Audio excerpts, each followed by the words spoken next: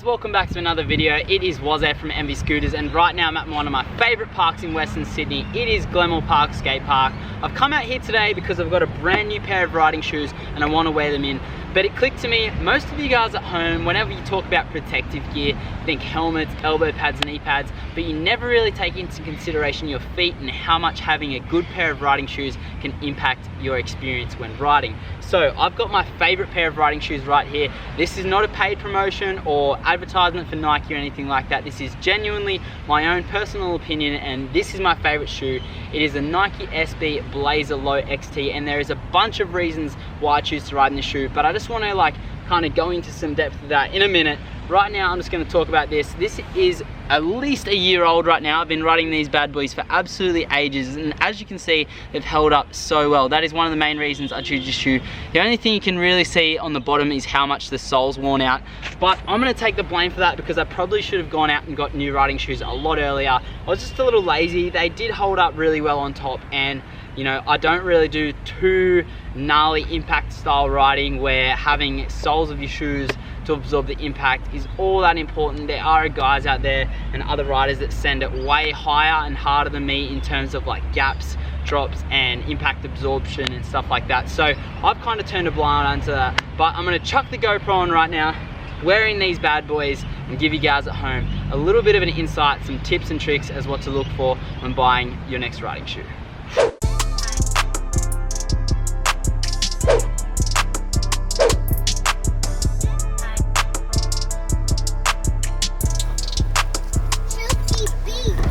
Got the new shoes on.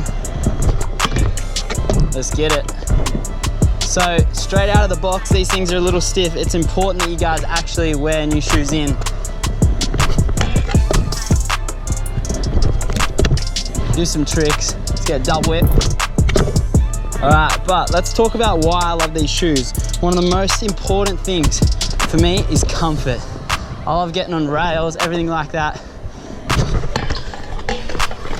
and being super comfy. So having comfy shoes on my feet that actually feel good means that I'm gonna ride good.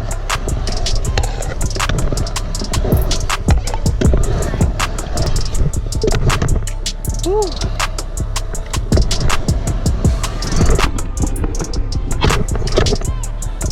All right, the next one, support.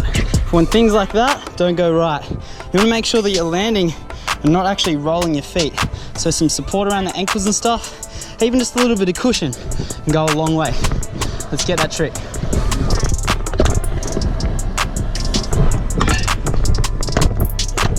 Oh! So when I'm talking about support, it's things like locking into the hurricane and spinning out, and having a shoe that actually holds your ankle in place, like this. It feels so good to be locked in, nice and tidy on a rail. Not have to worry about something going wrong, sliding off, or anything like that. So now that I've spoken about comfort and support, it's on to the third one, and that's protection. One of the things that everyone seems to talk about with these shoes is the toe caps right here. Yes, they were originally designed for skateboarding and wear and tear on the grip tape when doing flip tricks and stuff like that. But one of my favorite tricks is a whip rewind or a whip heel, which looks like this. And if you've ever gotten one of those wrong or done it with a bad technique, say kicked it with the top of your foot or even your toes, which I tend to get wrong all the time, just like that's how I usually would do it. If I miss it, kick it with the exact front part of my toe, it absolutely kills.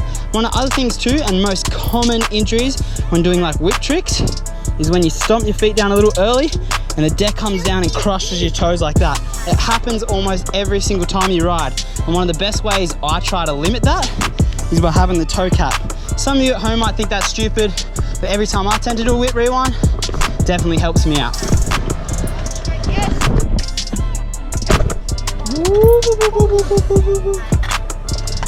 Alrighty, then also you want to think about the protection of your soles. If you're jumping gaps like this, you know, even going massive on quarters and stuff like that, and coming down really heavy on the soles of your feet like this, you're going to want to get a shoe with a solid sole, or even look to buy some certain insoles and stuff like that. I can't stress enough how important it is to try and limit heel bruise, because that is one of the most painful things that happens to everyday scooter riders.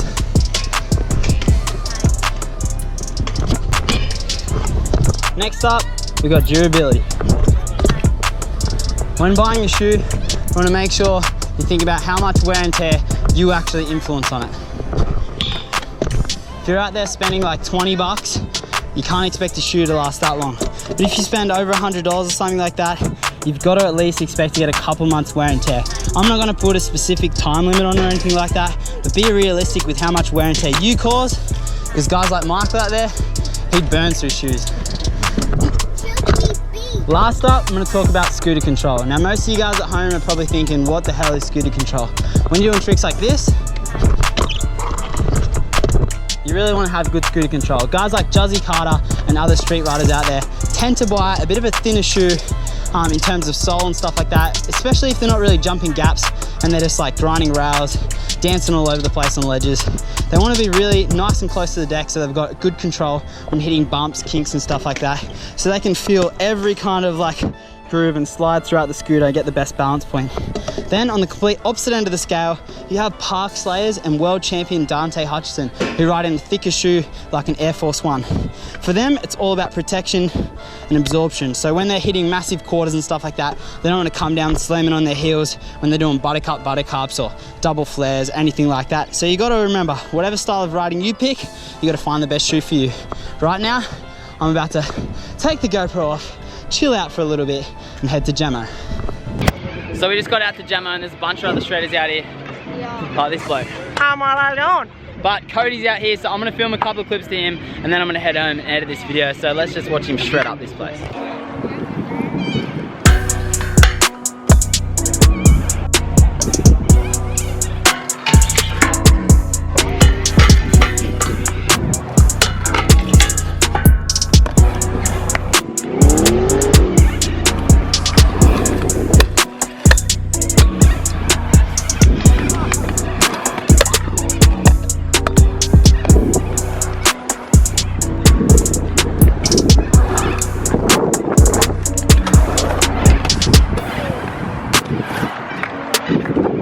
So it just got super dark at the skate park, but Cody absolutely killed it. I've made it home though, and I'm going to talk really quickly about those 5 or so points when it comes to buying your next shoe and what you should be looking for. So number one, obviously we have comfort. Comfort is the most common knowledge when buying a shoe. You want to make sure it actually feels good.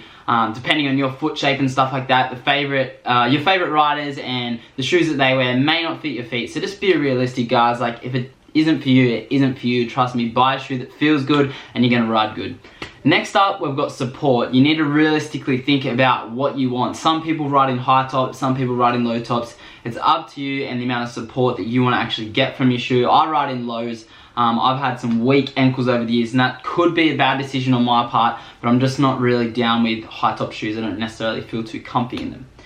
As for protection, all of you guys out there need to make this #1 priority, because if you're banging up your feet, trust me, it absolutely sucks and it's not something that you're gonna enjoy when riding. So when I went into it before, I talked about, you know, protection from the scooter, hitting your toes and all around your foot and stuff like that. But just really clearly right now, talking about like heel bruise and the amount of sole protection that you've got is extremely important. If you want to go out and buy like inner soles, like footprint insoles, I know that they're based around skateboarding and a few other action sports kind of technologies and stuff, but we do the exact same kind of things in scootering. So don't think that it's just a skater's technology or anything like that. I know so many pro scooter riders and non-pro scooter riders that actually use this technology, and I myself am about to invest in it, so I can maybe give you guys a bit of a review when I do that. But look into that. Another thing now on that next topic, we've got durability.